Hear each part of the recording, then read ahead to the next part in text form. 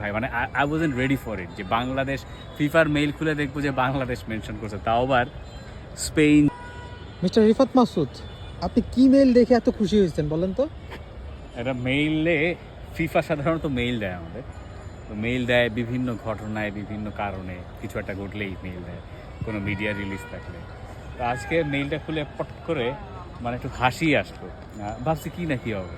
দেখছি যে Spain regain top spot in FIFA Coca Cola women's world ranking, Bangladesh climb. ভাই মানে I wasn't ready for it যে বাংলাদেশ ফিফার মেইল খুলে দেখবো যে বাংলাদেশ মেনশন করছে, তাও আবার স্পেন যারা ইউরোর রানার্স আপ হয়েছে, তারা ওয়ার্ল্ড চ্যাম্পিয়ন, তারা হচ্ছে 1 নম্বরে আছে, এইটা খবর।